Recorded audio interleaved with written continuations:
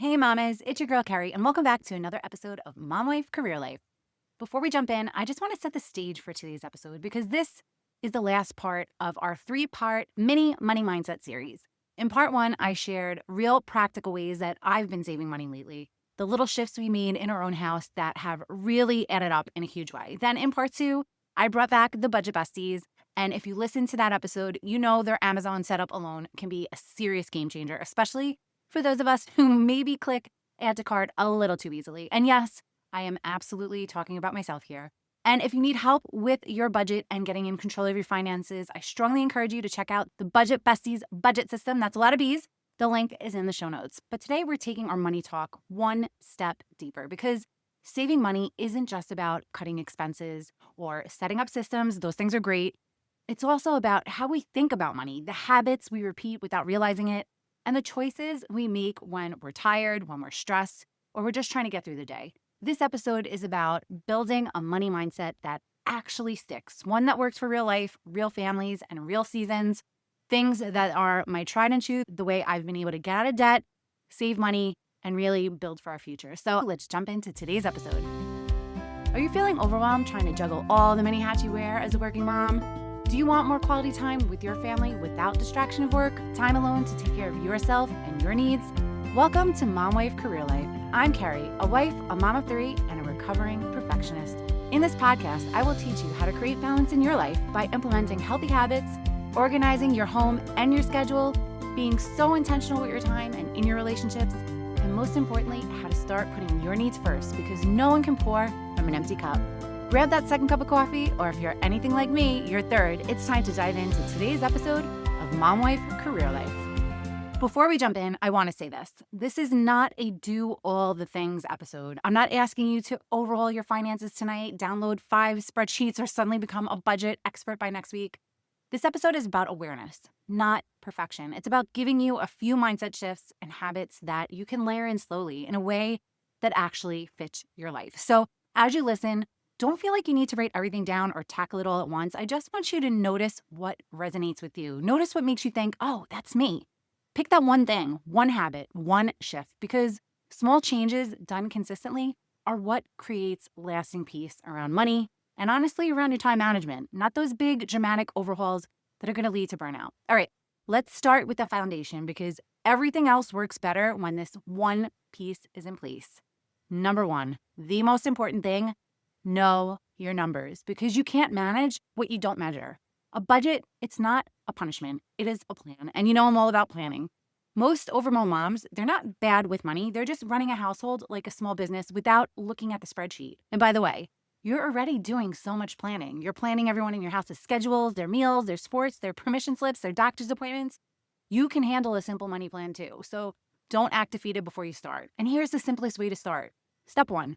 Write down what's coming in every month, what your take-home pay is. Step 2, list your must-pays, your mortgage, your rent, your utilities, your groceries, your insurance, your gas, childcare, minimum debt payments that you have to make. Step 3, list your life happens category, kids stuff, those Amazon purchases, but get on top of those, the eating outs, the hairs, the nails, the school fees, the birthdays, the Target runs. And step 4, give every dollar a job before it disappears. It's really that simple. It takes a bit of work to get there, but it's those 4 simple steps that are going to help you get your money in order. And listen, your first budget is going to be messy, and that's totally normal. The goal isn't perfection. It's awareness and direction and those baby steps that are going to create big momentum in your finances. Number 2, pause before those impulse purchases. Use the 24-hour rule. If you still want it tomorrow, consider it. If you forget about it, congratulations, you just saved money. Don't make the purchase. Because the thing about impulse buys, they feel good for about 5 minutes, but that peace of mind that you get not making that purchase is going to last a lot longer. And honestly, and this is a message to myself too, stop clicking on those Amazon influencer ads that you see on social media where these moms with their perfect houses show you all these awesome things that they use to organize their house and make their house look nicer. I don't know how many things I've added to my cart because of those ads, but luckily I use the 24-hour rule and I've stopped myself from buying most of them. Number 3, create a money date. Just 10 minutes a week. Not a romantic candlelit budget meeting unless you're totally into that. But once a week, just do a 10-minute money check-in with your partner. What bills hit this week? What's coming up next week? Are we on track with our savings goals? Are there any Surprises. This is what stops money stress from building quietly until it causes a whole lot of tension between you and your partner. Number 4, involve your family, not just your partner. If your kids are old enough to understand the concept of money, talk to them about it. What are your family goals? What are you prioritizing saving for? What are you working towards? This year is a very big year for our family, an expensive year. Ashley is going to college, and that first bill is coming in July, and the second bill is coming in November, December, right before Christmas. And we still have no idea where she's going to end up or how much it's going to cost. And I'm seriously making her apply to every scholarship I find that she possibly qualifies for. And I'm keeping my fingers crossed that she gets a few of those. And then we have a big vacation plan to Spain to celebrate Kaylee's Sweet 16. And that's instead of spending money on a party, because I would much rather give my kids an amazing week-long life experience than a few hours with friends. Michael turns 13. I can't believe I'm going to have all teenagers in my house. So that's a really big birthday for him. And then we have all the things that come with senior year. And then we have all the trips to go to the colleges for accepted students days for the colleges we want Ashley to get a better feel for before she makes her big decision. It's a lot. So we've talked to the kids about all the things we want to do this year, all the little vacations we want to take, and what we need to cut back on in order to afford those things. And you can start having these conversations when your kids are younger. Come up with a family savings goal, whatever it is that you are saving for. And when your kids ask to go out to eat or for you to buy something for them, you can simply have that conversation about money and savings. Like, oh, this $10 toy you're asking me to buy, we could put that $10 towards going on a trip, or that house we want to buy, or a new swing set for the yard in the summer, or whatever that thing is that your kids will see the reward of savings and budgeting towards. And these conversations and this mindset builds awareness. It ends up building a lot of gratitude and a lot of shared responsibility. And it removes that guilt from saying not right now to your kids because you're making the decision together. Number 5, delay nice to have purchases by one pay cycle. If the purchase isn't urgent, I challenge you to wait one full pay cycle before you buy it, because most I need this purchases are really, I'm stressed and this purchase makes me feel like I'm in control of something, or I'm tired and this feels like a reward, or I'm bored and I want that dopamine hit. This one totally resonates with me. Or this mom on Instagram made it look like my life will be so much better if I own it. I know you know what I'm talking about, mamas. But here's the magic of waiting one pay cycle. You create that space between the emotion and the decision. And in that space, one of two things happens. You either forget about it, which tells you it was never really that important, or you still want it, which means you can buy it with intention and without the guilt. Number 6, set spending boundaries and regulate first. This one is a boundary, but for your wallet and your nervous system. And what you do is you create a simple personal spending threshold. It's basically money limits that are going to trigger something for you. And do what works for your budget. This is just an example, and I'm going to use total purchase limits. So again, these are just budget numbers. If $25 is your comfort zone and the purchase is under $25, then you're not going to stress over it. You make the purchase. If it's between $25 and $50, you're going to pause and ask yourself one question to see if it's something that you really want. And maybe if it's over $50, you're going to sleep on it. You're not going to make any same-day purchases if the purchase is over $50. And why this works so well for working moms is simple, because we make most of our spending decisions when we're exhausted, when we're overstimulated, emotionally fried, stressed, or treating ourselves after a long day. I know you've been there too. And tired moms don't need more decisions. We need systems that protect us from our own impulses. So instead of saying, I need to stop spending, try saying, I need to regulate first, then decide. Before you buy anything over your threshold, you're going to pause and ask, do I need this, or do I need a nap? Will this matter in a week? Or what am I avoiding right now? And if the answer is I'm hungry, tired, or overwhelmed, I want you to try one of these first. Take a drink of water. Eat something with protein. As you get older, your body just needs more protein. Maybe take a 5-minute walk, or use the 24-hour rule, or put a note on your phone called Buy Next Paycheck. Because here's what happens. Once your nervous system calms down, a lot of these purchases, they're going to lose their urgency. And you can also customize your spending thresholds by season. Maybe if it's a tight month, you lower your thresholds. If it's a comfortable month, you could raise them a bit. And if you have a partner, this is a great teamwork tool. Maybe you agree that anything over $100, you're going to give each other a heads up. And this is not permission, it's just partnership. Russ and I have an absolutely great relationship with money, and we really trust each other to not make bad purchases, except for those bidets he bought during COVID when he thought the world was going to run out of toilet paper. But he returned them and all is well in our wallet. But seriously, we do this. We don't track each other's spending, but we do have a quick check-in when one of us wants to make a bigger purchases. Like, I just went prom dress shopping with Ashley. We discussed our budget before we went shopping, and I didn't tell Ashley how high we were willing to go. And it honestly wasn't that high, but we had alignment before I went. We had the number in our head, and we kept within budget. Number 7, track one category for 30 days. If budgeting feels really overwhelming, then start small. You don't have to track everything right away. That's how moms quit by day 3. Instead, pick one category, and then I want you to track it for 30 days. Maybe it's your Amazon spending, like me. Maybe it's eating out, or those coffee runs, or those Target runs, or those convenience spending like DoorDash or Uber Eats. When I first started budgeting way back when, I started with groceries because that is where a huge chunk of our spending outside of our bills was going. And I knew that was an area that I could definitely get a better handle on. But for you, maybe it's something completely different. But just know that most of our overspending isn't because we're irresponsible. It's because you're busy and spending is happening on autopilot. And I promise you that awareness is half the battle. And to me, creating a spreadsheet is just easier. But you can use your notes app on your phone. Just choose that one category, put a note in your phone with the running total every time you spend in that category, add it in your notes once a week, look at that total and ask, is this aligned with what we're trying to do right now?